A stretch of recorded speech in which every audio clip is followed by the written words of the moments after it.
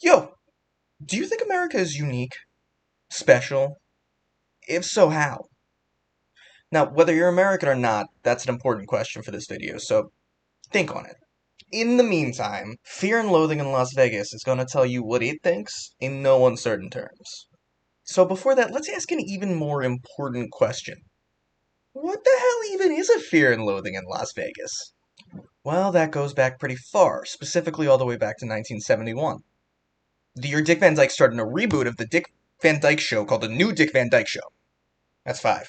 More importantly, hippie journalist Hunter S. Thompson was about to go on the most important trip of his life. See what I did there? It's a double entendre, because he is actually on a trip, but he's also doing drugs. Now, Hunter S. Thompson was a subscriber to a very unique style of journalism called Gonzo Journalism. No, not the fucking Muppet. Like this. Gonzo Journalism was all about making a story about the writer. Now, what's more American than that? Seriously, though, Gonzo Journalism uses the author as a conduit for a greater message. It's a story about finding the story. Thompson is the most famous subscriber to this style of journalism, and his magnum opus was Fear and Loathing in Las Vegas. A savage journey to the heart of the American dream. Got you there, huh? You weren't expecting all those extra words. This was Thompson's 1972 novel, released a year after its article form. Hippie-era counterculture made the novel a fairly impactful piece of American culture. Hard numbers are hard to get for a book, but it did fairly well, at least enough to warrant more than one film adaptation. Of those attempted and completed film adaptations, one stood head and shoulders above the rest. 1998's Fear and Loathing in Las Vegas. Now, this is a little late in the video, but I do feel a little trigger warning here is necessary. There is some vile fucking shit in this movie. It is a very good movie, and if you can handle it, watch it. Just be warned, though. Also, Johnny Depp is in this. I know there's been some controversy around him. Look, he plays the character incredibly well, and the character's a fucking piece of shit. So if you want to think about it like that, go ahead. With the trigger warning out of the way, I also want to introduce my new roommate. Come here. This is Joe. Say hi, Joe. He's a little shy. He'll show up occasionally. So, let's get a little background real quick. Directed by Terry Gilliam with heavy influence from Hunter S. Thompson himself, Fear and Loathing is a fairly close adaptation of the novel. Unfortunately, it would not find the same love that the book received for quite a few years. With a budget of $18.5 million, it would only make back $10.6. The revolution that once informed Thompson's trip was long gone. The hippies had moved on, and druggy culture was for loser bums, not the popular counterculture. Its audience had up and vanished in the decades between installments, and only the side characters it mocked were left to watch. But, is the movie's message the same as the book? The book spells out its message pretty clearly. It's finding the American dream, and half autopsy, half eulogy. The movie plays with this idea for sure, but it's one that has been done to death at this point. It can't satisfy itself with just the American dream, no. It looks for something larger, more ever-present in American culture, without anyone even noticing. Now, I'm sure you've seen the title, so I am also sure you know where this is going.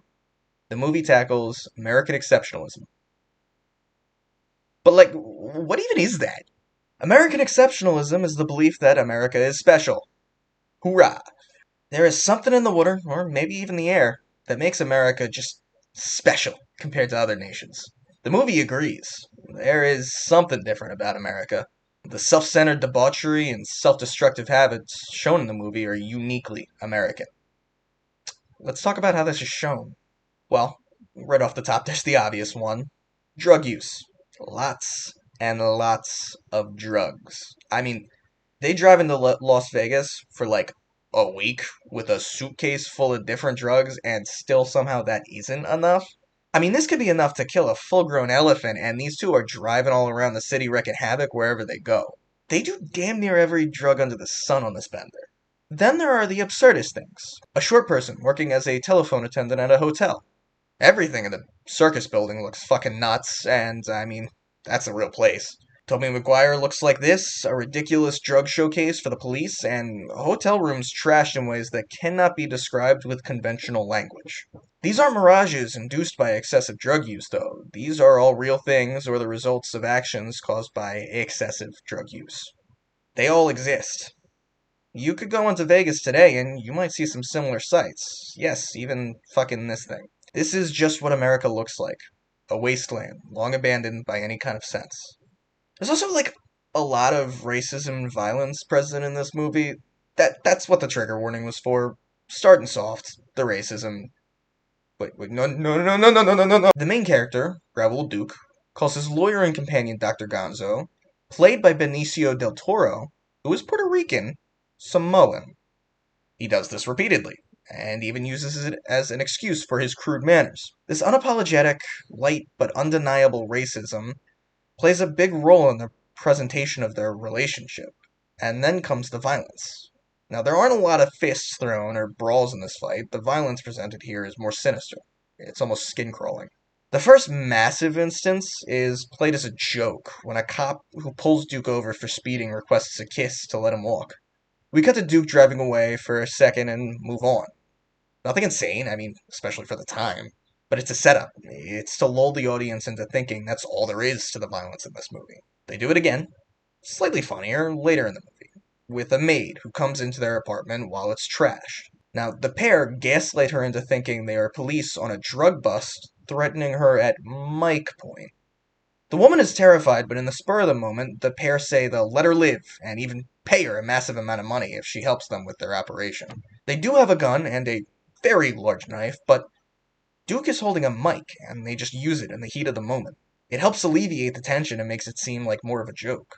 There are two other major instances of violence in this movie, which leave the audience questioning what they are watching. The first is with a child. Dr. Gonzo found a teenage girl on the street, fed her LSD, brought her to their hotel room, and, well, that's all the movie directly tells us, but it's not exactly subtle about what else happened. It's disturbing, sick, and it's turned into a joke. The final instance I'll talk about here is near the end of the movie. Things are continuing as normal, and then The mentality of Las Vegas is so grossly atavistic that a really massive crime often slips by unrecognized. the tone has shifted. We see Gonzo try to solicit a diner worker and then threaten her life when she takes offense. The woman is clearly terrified and breaks down in the scene. There is no joke here. The American sensibility of making light of others' suffering has been shed for just a moment, and we see a genuine moment of fear and loathing. What this long list of different moments throughout the movie is supposed to show is what the movie clearly believes to be the real American exceptionalism. A drug-induced stupor that tramples all over everything in its path while making light of the victims. Fear and Loathing in the book refers to the effects that the drugs have on its users. The movie, however, presents fear and loathing as the emotions forced on others. What the American spirit has wrought across the world. That's what the movie believes, anyway. What do you believe? Whoa. A little darker than the others, right? Right, Joe? We're doing the Lego movie next week, so I'm gonna try and make that a little lighter. Knowing that movie, it might be a little hard. So if you made it all the way here, thank you. First off, you're a fucking trooper. And please like and subscribe. I know I hate it when people say that too, but it does genuinely mean the world and help a lot. I'll release another poll soon, so have a good night and ciao.